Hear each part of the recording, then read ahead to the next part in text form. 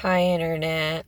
So, I'm supposed to be sleeping right now. Instead, I am accompanying the parking lot of 7-Eleven in my neighborhood. I am gotten 0 hours of sleep. I got home from work and I just could not sleep at all.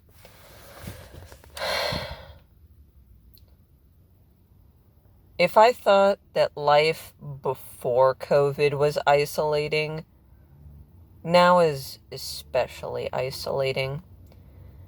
You know, it's like no matter what you do, you always get the feeling that people are just so on edge all the time. You never know what someone's dealing with or what they're going through. And it's so strange, even like the kinds of conversations you even have with people anymore.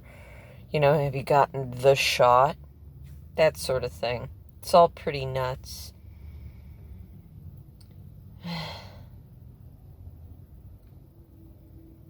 I thought at 30 I'd have everything made up, that I'd have everything together, that my life would make sense.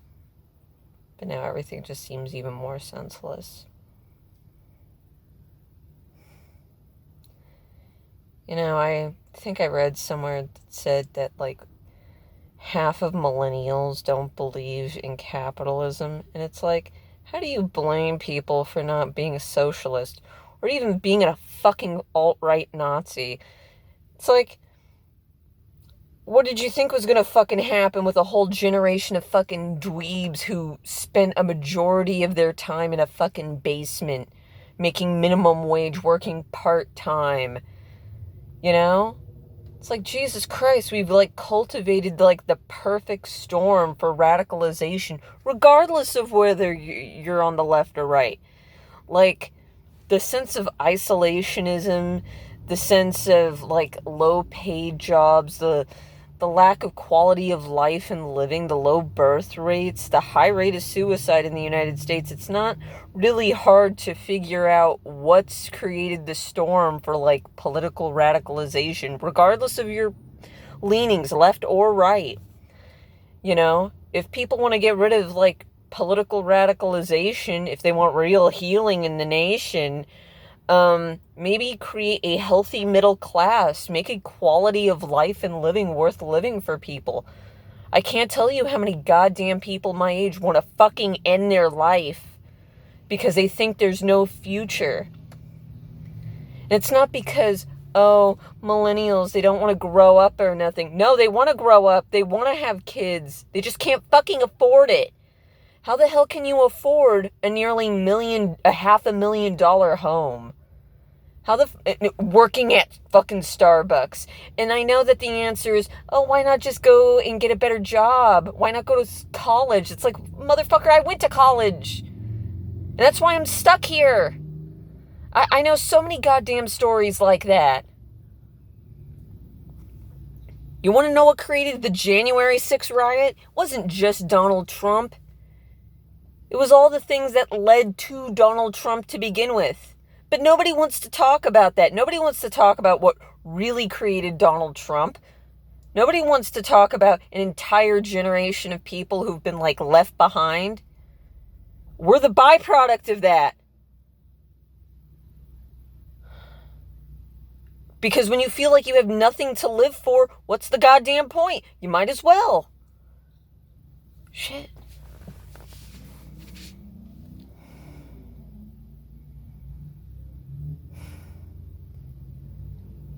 I've had friends who've wanted to have kids for so long, but they can't because they don't want to make their kids struggle, But they so deeply want to have kids. They want to get married. They want to live that, life. But how can you do that when you work as a cashier at fucking 7-Eleven? It just can't be done, really.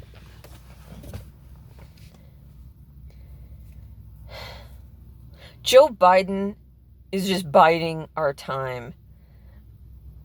I think if the Democrats don't honestly embrace some kind of like real progressive ideals and some real honest to God fucking changes within the party, because honestly, you want to, okay, the Democrats are creating the very fascism we see happening on the right. They've contributed to it. Oh, it's too high. We can't do that right now. Oh, we can't increase the taxes right now. They,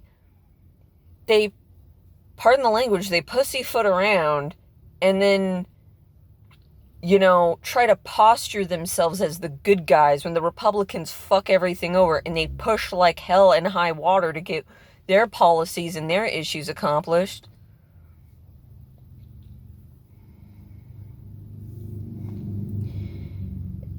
It just makes me so sad, and it makes me angry because I see an entire generation after me that's just as lost, if not more lost than we were. Inheriting a shitty economy, inheriting an even more broken country than the one I remember when I was younger. And it just makes me so sad. It makes me want to watch the whole fucking thing burn. I heard some 20-year-old come up to me and be like, you know what, I'm just going to wait till I move out. I'm going to wait till I do this or that. And it just makes me so angry. And it really does make me want to just watch everything just burn behind me.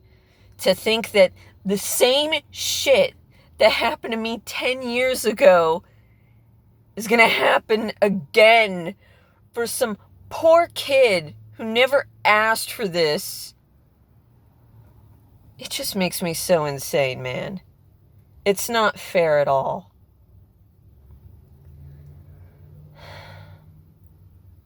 Deep down, people know that this system isn't working for them. It doesn't matter what your political ideologies are. People know inherently that there is something broken in this system because it doesn't work. It certainly hasn't worked for people like me.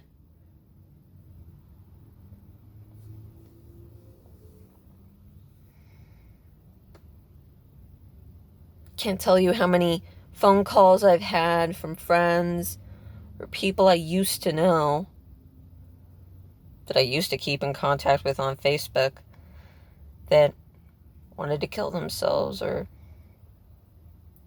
fucking just drink their life away. And so many baby boomer parents, particularly baby boomer men, I notice, they put this high pressure on their sons to be a man's man, to fucking just suck it up. And then you wonder why there are mass shooters out there, dude. Like, maybe if you got off your couch and you realized that the world isn't 1975 anymore, that it's not so easy to get an apartment, have that one stable job, and maybe if you're smart enough, save up so you can move out to an even better place. That doesn't exist anymore, or at the very least have one consistent job for 30 or 40 years. That doesn't exist for people like me. I'd trade every piece of technology I've ever touched in my whole life for an ounce of job security that my grandfather knew. I've said it before, and I'll say it again. Like, I would gladly give up every smartphone, laptop, doesn't matter. I'd give it all up if I could just have that ounce. If I just knew, okay, you know what? I have one stable job for the rest of my life with guaranteed health insurance, guaranteed quality of life on some level. I'd be more than goddamn happy with that shit. If you want to get rid of the extreme that has been going on in both politics and in events like mass shootings, address the real problem. Address the fact that nobody can have any kind of real quality of living anymore. And that's how you get rid of political extremism. That's how you can start to heal a nation. I'll see ya.